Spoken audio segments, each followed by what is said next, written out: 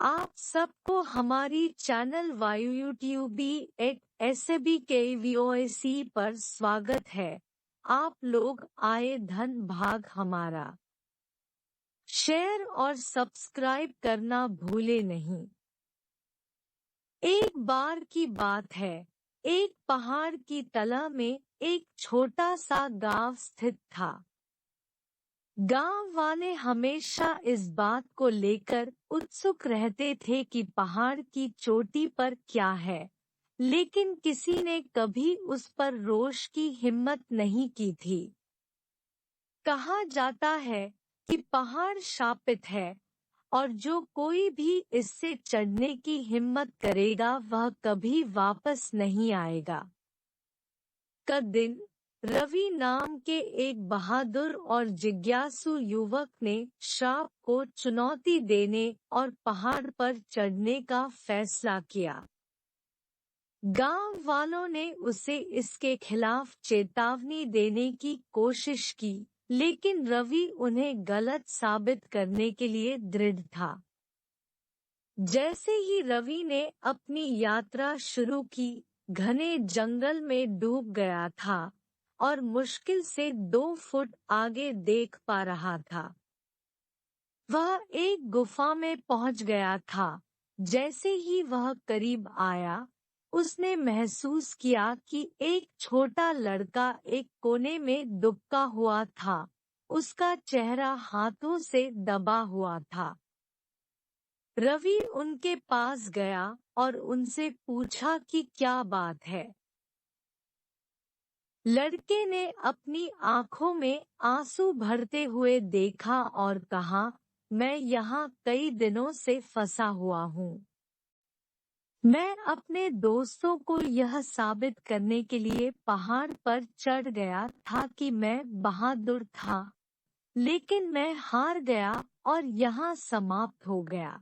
मैं बहुत डर गया, कृपया मेरी मदद करें। रवि को लड़के पर दया आ गई और उसने उसे मदद करने का वादा किया।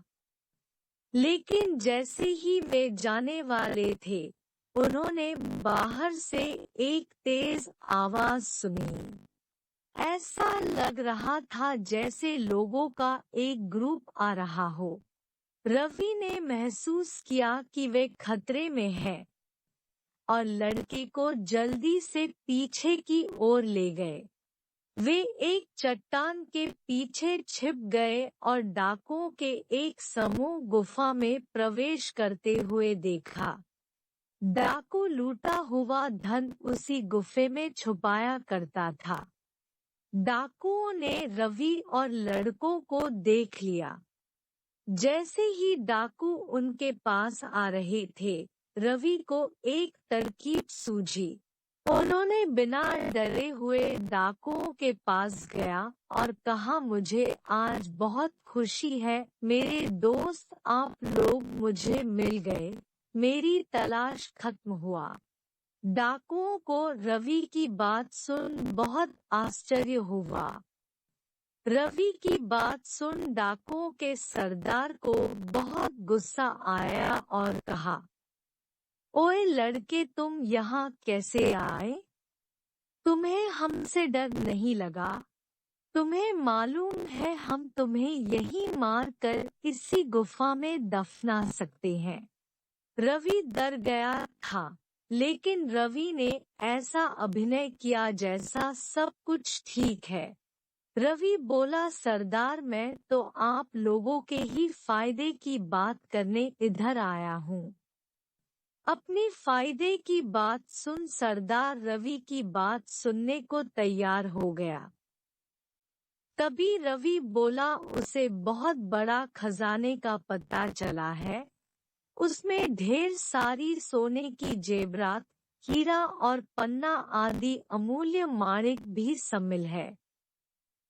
अगर वो लोग साथ देने को तैयार है तो खजाना आराम से निकाल पाएंगे और जिंदगी में और चोरी करने की नौबत नहीं आएगी। बस थोड़े सा मुझे दे दो, बाकी सब आप लोगों के। रवि की बात सुन डाकुओं के मन में लालच जागा और रवि का साथ देने को तैयार हो गया। डाकुओं ने कल सवेरे ही रवि के साथ खजाने के पास जाने का फैसला किया। रात को सब उसी गुफा में सो गया। रात को जब सब डाकू सो गया तो रवि ने डाकुओं का लूटा हुआ सारा खजाना और छोटे लड़कों को रस्सी से नीचे उतरने का इंतजाम कर दिया और लड़कों से कहा कि सारे गांव वालों को जल्दी पहाड़ के पास वाले बस्ती में जमा कर लो। डाकुओं को पकड़ने के लिए हथियार सहित आने को कहा। डाकुओं से सारे गांव वाले परेशान था। रवि और डाकू जैसे ही पहाड़ से नीचे उतर आया, छिपे हुए गांव वालों ने डाकुओं को घेर लिया। सारा डाकू पकड़ा गया। रवि ने डाकुओं का सारा खजाना गांव वालों में बांट दिया। उन्हें एहसास हुआ कि रवि ने उन्हें गलत साबित कर दिया और उन्होंने नायक के रूप में उनका स्वागत किया। कहानी का नैतिक यह है कि बहादुरी और डर के आगे हमेशा जीत होता है।